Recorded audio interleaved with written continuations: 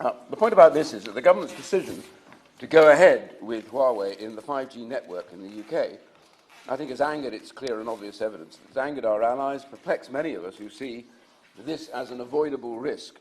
And in the rush, and I do believe it's a rush, to go ahead with the 5G system for the UK, using Huawei's products extensively, the UK government, I believe, has brushed aside the concerns of all of the most important allies, the people that we rely on generally.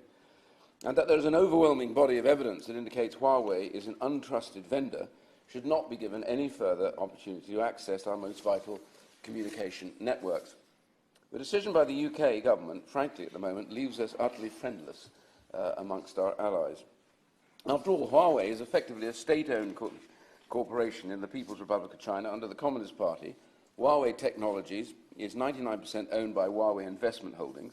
Huawei Investment Holdings is completely owned by the Huawei Investment Holdings Trade Union Committee, and according to Chinese law, trade union committees are classified as public or mass organizations, and public organizations do not have shareholders, as they are recognized under Chinese law as legal persons or entities in their own right. An example of a public organization would be the Communist Youth League. That's actually the point I was going to make, that the relationship between Huawei and the state is the same as the Communist Youth League to the state. And therefore, is it not baffling that the government continues to argue that Huawei is a private company when in no meaningful sense by the Western definition can that be said? I agree, and that point is exactly the point that I was making. I'm very grateful for giving way. I was surprised on a radio programme I was on a couple of weeks ago that a director of Huawei in this country, who happens to be a former permanent secretary, described Huawei as being rather like John Lewis, in that it was owned by its employees, and that we'd all got this wrong. Does he agree with me that that is an absurd characterisation of Huawei? Well, it's either completely absurd, or I am going to review my purchases from John Lewis. My socks may yet even be bugged. So I want to say exactly right to my honourable friend. This is the point, and I want to make this point, which goes missing in this. Huawei is also seen as a national security threat. They continue to deal with Iran extensively, without full public knowledge of how. They build the mobile network for Korea, North Korea, not South Korea, and they have provided security, surveillance and censoring systems to authoritarian regimes, not least, of course, the Chinese government itself. Of course, it's well documented that Huawei has a long and intimate history with the Chinese security services, and there are even issues around the security systems that have been provided for them that are being used, I think, to suppress the Uyghur people at the moment. So I have real concerns. So I give way to the honourable gentleman. Grateful to the honourable gentleman for giving way. Can I just bring to his attention the very recently published report from the Australian Strategic Policy Institute, Uyghurs for Sale, which reports a quite horrific programme of exporting Uyghurs from Xinjiang province to other parts of China, and according to this report, in fact, Huawei is one of the companies that has benefited as a consequence. Wow. I think my right honourable friend in this matter, because I think that's shocking. If that is absolutely true, that is an absolute indictment. And I do think the British government has got to be speaking up more about this, and other Western governments, to say this is simply intolerable what's going on there. In any other government, that would seem shocking, frankly, and it's time that we called it what it is. So furthermore, if all that wasn't enough to make one concerned, and it is, I hope that the UK government, my government, has noticed that a superseding indictment was returned a few weeks ago in the Federal Court of Brooklyn, New York, charging Huawei Technologies Company Limited, that's Huawei, the world's largest telecommunications equipment manufacturer, and 2 US subsidiaries, with conspiracy to violate the Racketeer-Influenced and Corrupt Organizations Act. That's a very, very serious charge, and that has happened within a matter of weeks. And yet the government announced here in the UK, whilst they recognised Huawei as an untrusted provider, we would not stop network providers using Huawei equipment in the new 5G system. Instead of banning them, as our allies have done, we would place limits on the locations and the extent to which Huawei products may be deployed in our 5G network over time to reduce Huawei's involvement to the figure of 35%. I'm going to come back to that, but I give way to my honourable friend. Well, very good, Honourable. he's just touched on the figure of 35%. By conceding there is a problem and it has to be limited to 35%, does he not agree the government is admitting that really the only safe option is to go to 0%? We've infuriated the Americans and our other allies in the Five Eyes. We know the Foreign Secretary had a bad time when he went down to Australia. Should we not now have a concerted programme with the Five Eyes allies to get to 0 over a short period of time? I completely agree with him, and this is going to be the point of what I'm saying today, is that I think the 35% has kind of been plucked from thin air, and I'll come on to the reasons why this doesn't work. But before I do give away, can I just simply say, imagine in 1939, had we been developing our radar systems, we decided actually to have one of the Nazi governments in Germany involved directly in doing it. This is the level. Oh, but we reduced them to 35% of the involvement, so only 35% was controlled by them. I wonder how ridiculous that is. I'm not going to give away. I'm going to make some progress after that. I'm most grateful, my friend. He's making an excellent speech. On this point of 35%, as I said, I'm not an expert in this field. The government, as technology catches up, intends to re-inject our technology into 5G. I'm assuming once the Chinese are in there, we'll never get them out.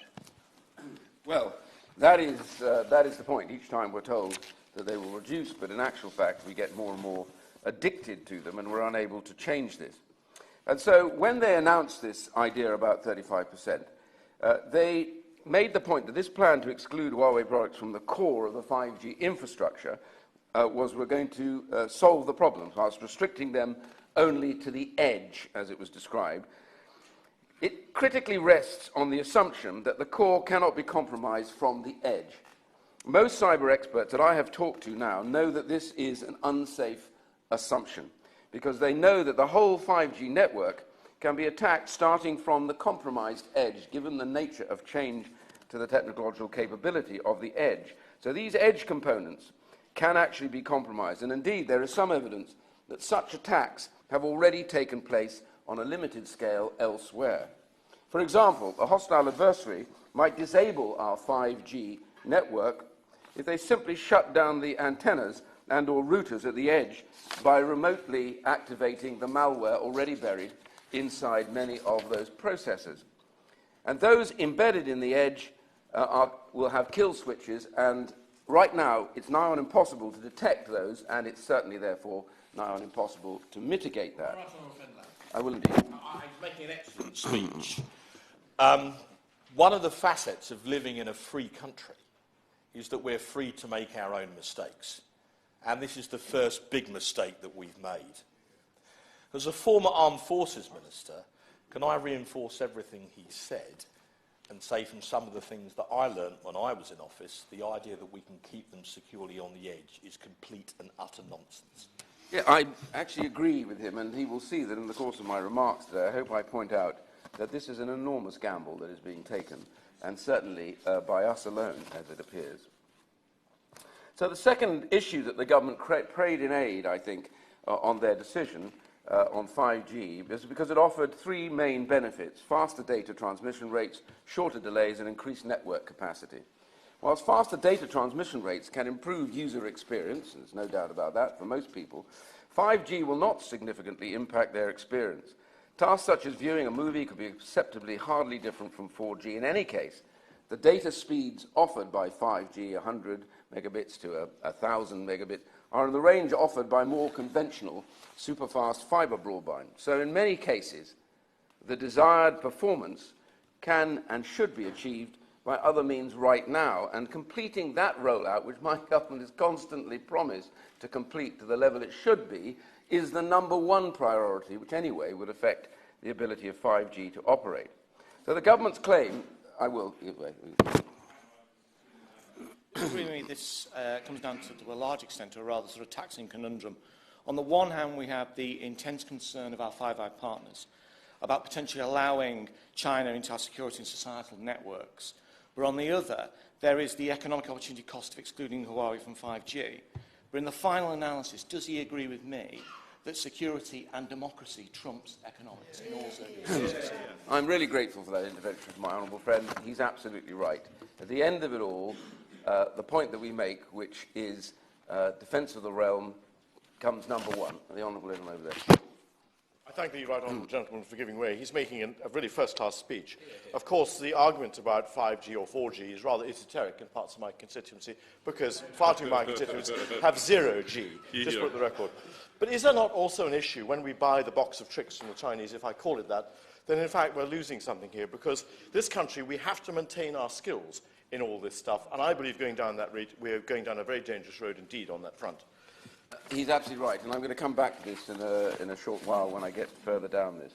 So whilst the government claim that 5G will increase network capacity, concerns about the proliferation of connected Internet of Things, the IoT devices, and a dramatic increase in self-driving cars with next-generation telematics, that's the key point that's being made here.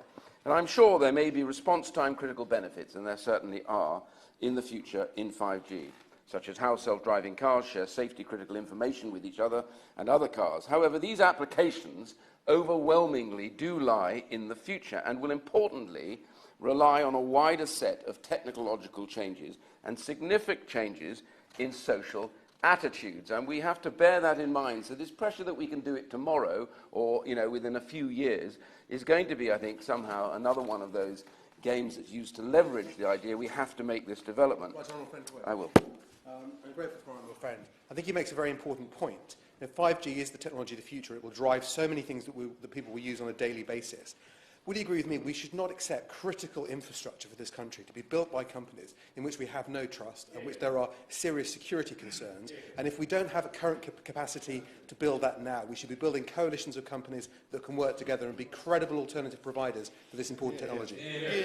My honourable friend's absolutely right, and begs the question, who's been asleep on the watch here, going right back to the time when the Labour Party was in government and wasn't even told by the civil servants that they'd made the decision to approve the involvement of 5G. That's not a blame of ministers, that's a blame originally of civil servants. But even if the government disagrees about the urgent need for such developments, if they disagree with my argument about this, surely your point, security is a greater priority. Government policy must consider the wisdom of proceeding to deploy vast numbers of IoT sensors into our environment, offices and homes unless and until current legitimate security concerns have been laid to rest concerning this issue. I give way to the right honourable gentleman. Gentleman for giving way and for calling this extremely important debate. Firstly, can I say that it's quite clear in this room that there is bipartisan support for his position, as indeed in the United States with the Republicans and Democrats, as indeed in Australia with the Australian Liberal government and the Australian Labor Party. And therefore one must ask, why is the government pursuing this course? Because I think he is slightly in danger of accepting an argument that somehow Huawei are light years ahead of other companies within this field. They are probably a few months ahead in the nature of this industry, which is always rapidly changing. And companies like Ericsson and Nokia and Samsung are clearly developing. What they really need is orders, which is what Huawei have had from the Chinese government in order to pull through their development. I'm grateful as ever to the right honourable gentleman who's in danger of making my speech ahead of me because I'm coming to these points, and he will find we not only have cross-party support, we absolutely are linked in this regard in our concern about Huawei. And I think a lot of this, and I'll come back to this, is the way in which I'm afraid the establishment at the moment in the UK has found itself somehow locked to this Huawei process, and we need to break them free. It's like getting somebody off the addiction to heroin. We need to put them, I think, into rehab, and this is what the point of my speech is at the moment. I will, as always, I will always give way to him. I'm grateful to the right honourable gentleman who is making the case that security is paramount in all these issues. But would you agree with me that there is also a commercial argument that the government is going to reward Huawei, who have bought their way into the system? Their first tenders into the 3 and 4G network were at a quarter of the cost of the commercial competitors in Europe and North America. And we shouldn't be rewarding people who are trying to who are basically trying to bankrupt our industry. He's absolutely right, and this started the point of what my comments earlier, when I pointed out the linkage with the government. I'm going to come back to some of the points about the ability for them to draw upon support finance, which we might call government support. I am aware, Mr. Paisley, that you want me to make progress, and so I shall, so I'll ask others to restrain themselves slightly. Perhaps most bizarrely, though I won't stop anybody, I have to tell you, but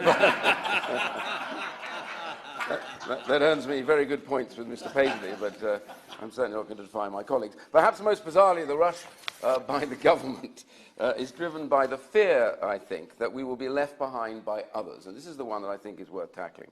I find that quite difficult to comprehend, given that a growing number of our leading Western nations, and many of them competitors of ours in many fields, have indicated their intention not to use Huawei, in fact, to depart completely from that, even if it means a delay, or any other untrusted vendors. And surely, therefore, the worldwide rollout of 5G must inevitably slow down. And in this context, it should be seen as an opportunity, therefore, at this moment when so many nations are saying no to Huawei, for us to prioritize national security over this breakneck 5G deployment, which is being pressed upon us. I certainly will give way to my friend.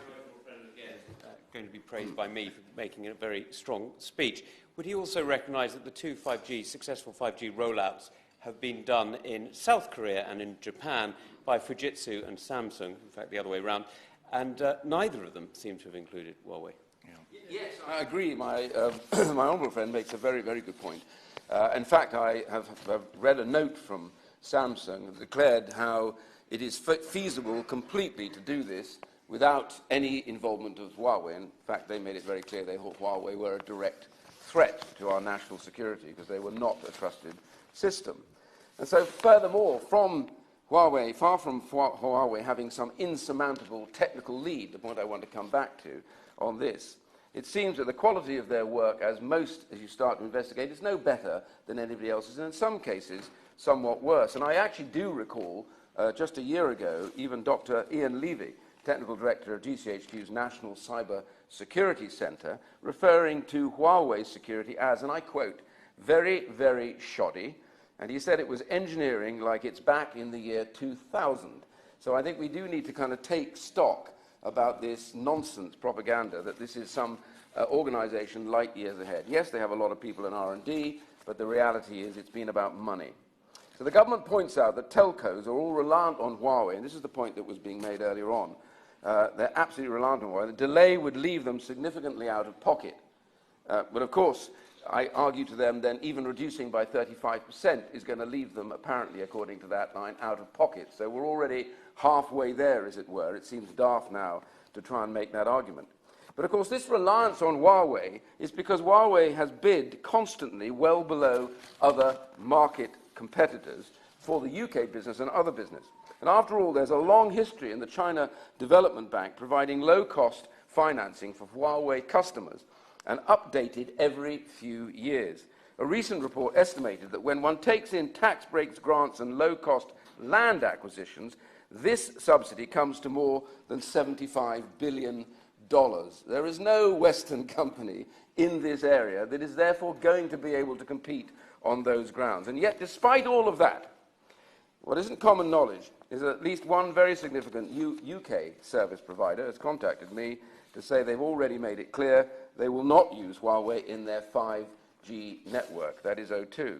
And they're suggesting the idea these systems cannot be created without Huawei, the point that my honourable friend was making, is complete and utter nonsense. And furthermore, the NSE's guidance does not even mention services. I understand that Huawei are now taking over the managed services for one of the operators, which opens yet another huge area for the gathering of information. If you have a map of a radio network, then you also have a map of everything that connects to that radio network. You know what each piece is, what it does, and how to attack it. Yet our dependence on Huawei is even deeper, much deeper than many realize. I've just noticed that Huawei is at present in the Emergency Services Network, often referred to as the Blue Lamp Service. This service is part of our critical national infrastructure. And I must say, this did not come out in the statements. I was astonished that this should be allowed. Imagine how dangerous any form of disruption would be to that service. It beggars belief. And then I discovered that I see MI5 uses a systems provider which is absolutely dependent heavily on Huawei equipment. These decisions are barking mad. Yeah. You just mentioned 3, and my honourable colleague from Leeds, who is much more technically proficient, has looked that up for me. In fact, that's owned by a company in Hong Kong. Yeah, the point I'm making here is that the systems and everything else that are being used make them very vulnerable, and that's the point, and it makes my point exactly. So my worry then is that I understand the government is now working on what they call the government mobile system. I think, as usual, for the civil service, they get some ghastly acronym. So it's called GOMO, I think, for short. It rather describes the process that we've been going through so far with Huawei. But anyway, GOMO for short, which they have decreed will be one supplier only. Now, my point here is it should stand to reason that unless, therefore, that the government blocks untrusted providers from the system, we will likely be handing over control of yet another vital and sensitive system to the organisation that we are discussing today. So that is a big question for the government. I ask my honourable friend who is going to respond, will the government ensure that when that contract is let, the supplier will not have any input from untrusted providers such as Huawei? I think he needs to answer that question. Well, can John Lewis, I don't think, are in the market at the moment, but we can certainly check that at the moment. I don't know. I haven't been there for any telecommunications. So I actually say to my colleagues here today, and to you, Mr. Paisley, that I think this is an utter mess at the moment. Could my honourable friend give it? I will. I've been listening very carefully to my right honourable friend's brilliant speech, and as far as I can see so far, he's knocked down the government arguments on technical grounds, diplomatic grounds, security grounds, practical grounds, commercial, and indeed public safety grounds. There are no grounds, after listening to his speech, upon which to accept Huawei involvement in our national infrastructure. Can it be, therefore, that the only argument that the government has for accepting this is fear of China's economic and geostrategic power? And does he agree with me that to give in to that may be expedient, but it would be just geostrategically wrong to kowtow to the Chinese government? Well, again, my honourable friend is right. He also comes to a point that I'm going to make very shortly, but he's absolutely right. My concern here is there are other logical reasons in play, which I want to talk about in a second. But he's absolutely right in that. Well, last time I will give way, because Mr. Paisley is going... Second intervention, and I'll sit down and shut up. On that list my honourable friend just made, the one he didn't make was trade. As I understand it, as the UK leaves the EU, we desperately seek our friends and allies to make a good trade deal. The US are now thinking not to sign up to a trade deal if 5G is linked to any part of it. Well, there is absolutely no question that the US administration is very exercised by the UK's decision to go ahead with 5G. In fact, I can't think of any other time when we've been so separated from most of our allies that we respect. And the thing I can't get is that even Vietnam, for God's sake, communist country next door to China, will not have Huawei in their systems. I mean, just how many times? Yes, they know their neighbours. Thank you very much. We are all neighbours in this global environment, as the dreadful coronavirus now tells us. So what is compounding this problem too, and isn't really spoken of these debates, and the government never made any mention of this, lies a deeper and further problem. Exposes the degree to which Western governments, and I think our government to a degree, and not this government but successive governments, so this is not a shot just at my government, it goes back further, exposes the degree to which governments have taken their eye off the ball. It is much of the available equipment, and this is the important point, it is that much of that available equipment, including electronic sub-assemblies, is of unknown security provenance right now. At present, beyond existing contracted functions, we have little or no idea what else lies now in the installed systems that we have. UK governments and others, but particularly I want to get on about my government, UK governments have done little to tackle this problem. Understanding what is inside these chips and processors is critical. Any malware needs to be detected. So surely, after all these years, we could have worked to ensure, as much as possible, product deployed into secure or critical national infrastructure is auditable so that we understand what is in them. And what better way to do that than by collaboration with our Five Eyes allies to make sure we drive this security much deeper. But nothing has happened. So we're in a mess. And the only way to get out of that mess, as my honourable friend has said earlier on, is to ensure that Huawei reduces from its present position not to 35%, the government wants, but simply down to 0%. Now, I recognise that may take a little bit of time, but I say over the next 2 to 3 years that should be the purpose of the government. Successive British governments, I believe, and this is the point that my right honourable friend made, have tried to get close to China in the hope that we can take advantage of their markets. It's not unreasonable, I recognise that. Yet in so doing, we seem to be playing, I think, a dangerous game. After all, this totalitarian regime is not an ally of ours, and we get confused about this at times. Even if the Foreign Office, I understand, is reluctant to admit China poses a threat to us for fear of upsetting the Chinese government, not just in its cyber attacks on our systems, but also in the way it does not obey the international rules-based order in trade, and that is one of the points made here. And by the way, no other country does quite, I think, the level of business proportionate to its population that Australia does, and Australia is not frightened of saying no to this procedure, and I don't see anybody trying to beat them up with regards to their trade. So sometimes I wonder if we really do not project that sense of power or force, which we should do.